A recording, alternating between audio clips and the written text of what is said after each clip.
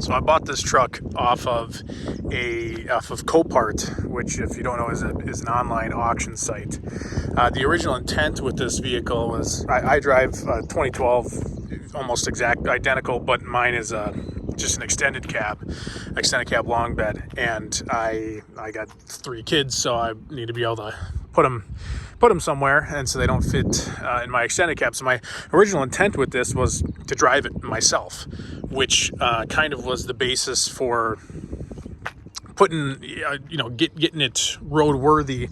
And I've done it in such a way that I would do, for myself. So, like, for example, the shocks were shot absorbers, not shock absorbers. So went back in with Bilstein 5100s, which is what I always run. All new filters, every single filter you can do on this truck has been done. I even went as far as to put a leather steering wheel on here, with volume controls, which, by the way, just they won't work right now, or they don't work right now because it's stock radio, and I think you got to program the radio. I did this exact same upgrade in my extended cab version, and they work just fine. I did do the reprogramming, so the truck knows it does have steering wheel controls for the volume. Just need to get a head unit that will accept it, so just some sort of aftermarket. Anyway, let's take a look here. 186,984. That'll go up slightly. I gotta drive it back home. It's a couple miles. Did a full detail on the interior. It's looking great in here. And as far as the rust goes, like, this is a common place to get rust, right inside of this front fender. That's a common place. Down here, obviously common place. There just is really not that much rust. Let's get down on the ground here and show you underneath. A little bit of surface rust started, but it's not gone through at all. Cab corners are probably the biggest. Solid. So this I have all of the paperwork to prove this truck lived its entire life in Texas. So, and you'll get that if you do want to purchase the vehicle. New cab mounts, S&B cab mounts in here, a new lift pump and lower fuel filter assembly went in here. Let's see what else. Yep, there's a shot of that over there. A little bit of T&D action there. I don't know if we can. There we go. There's a 5100 shock. Let's see what else. Toolbox, not the greatest unit, but better than nothing, I guess.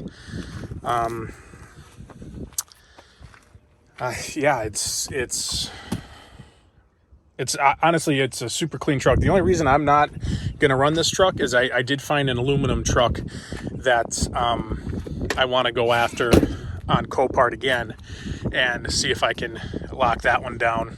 Oh, well, one last thing. I think one of the sensors is bad in one of the wheels.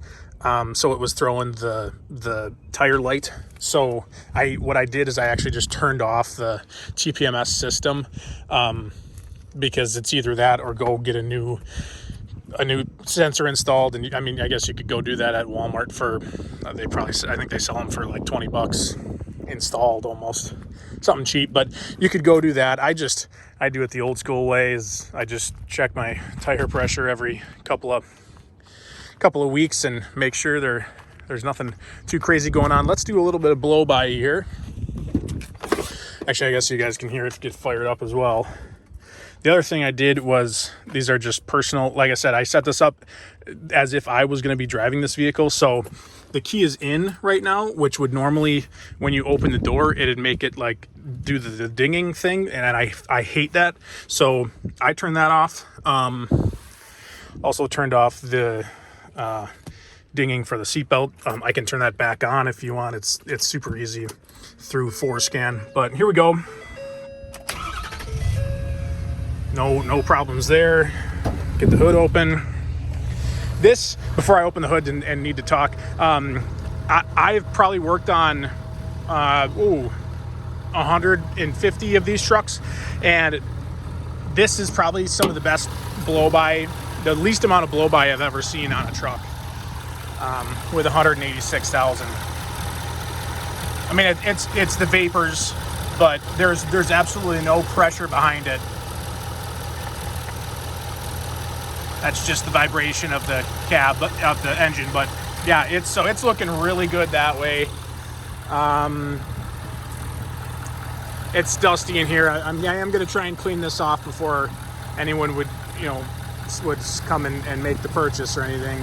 New upper fuel filter there, new air filter. I think I've already said that, but yeah, this thing's an absolute rig. I really am kind of contemplating just running it myself, but I do want an aluminum one, unfortunately. So yeah, there she is. I sorry I made this kind of long, but I just wanted to give you guys the full perspective on this truck, and it